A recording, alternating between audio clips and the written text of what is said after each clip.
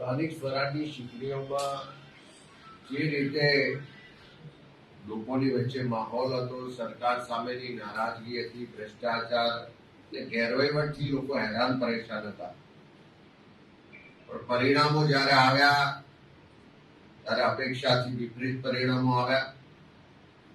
અને સ્થાનિક સ્તરે એ સંગઠન સૃજન અભિયાનના માધ્યમથી સંગઠનની નિમણૂક કરવામાં આવી. ત્યાર પછી ઉમેદવારોની તમામ પસંદગીની પ્રક્રિયા પણ સ્થાનિક સ્તરે કરવામાં આવી. આજે પરિણામોની સમીક્ષા માટે અમે ઝોન વાઇઝ આજથી મિટિંગો, સમીક્ષા બેઠકો શરૂઆત કરી છે. આજે 2 તારીખે દક્ષિણ ગુજરાત, આવતીકાલે ઉત્તર ગુજરાત, 4 તારીખે મધ્ય ગુજરાત અને 6 અને 7 તારીખે સૌરાષ્ટ્રની સમીક્ષા થવાની છે. જિલ્લા પ્રમુખશ્રીઓ, જિલ્લાના પ્રભારીશ્રીઓ, તાલુકા શહેરના પ્રમુખશ્રીઓની હાજરીમાં વિગતવાર માહિતી મેળવી રહ્યા છે. જે પણ અત્યાર સુધી સમીક્ષાઓ થઈ એમાં એક જ સૂર ઉઠે છે કે ભારતીય જનતા પાર્ટી સામે લોકોમાં ખૂબ નારાજગી હતી, ખૂબ આક્રોશ હતો. પણ સામ દામ દંડ ભેદની નીતિથી પોલીસ અને પ્રશાસનનો ખૂબ જ દુરુપયોગ કરી પૈસા અને બીજી જે સરકારી મશીનરી છે એનો દુરુપયોગ કરીને ચૂંટણીઓમાં પરિણામ લાવવામાં આવ્યા છે.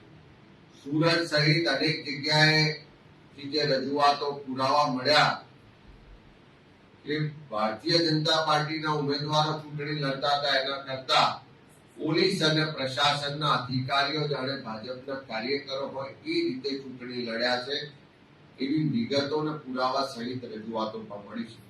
આ 4 ઝોનની સમીક્ષા કરવામાં આવશે. 4 ઝોનમાં જે મત મળ્યા છે એનું એનાલિસિસ પણ કરવામાં આવશે.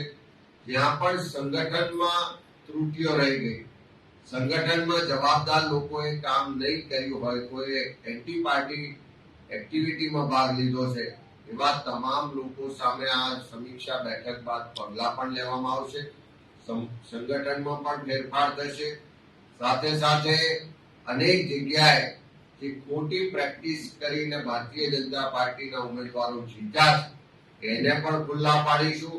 જે અધિકારીઓ, જે પોલીસ તંત્રના લોકોએ ભારતીય જનતા પાર્ટીનો હાથો બનીને કામ કર્યું છે એના પણ પુરાવા જ્યાં જ્યાં મળ્યા છે એની સામે પણ આવનારા દિવસોમાં કાયદેસરની કાર્યવાહી પણ કરીશું ને એને જવાબ આપવો પડે એવી સ્થિતિમાં પણ લાવીશું.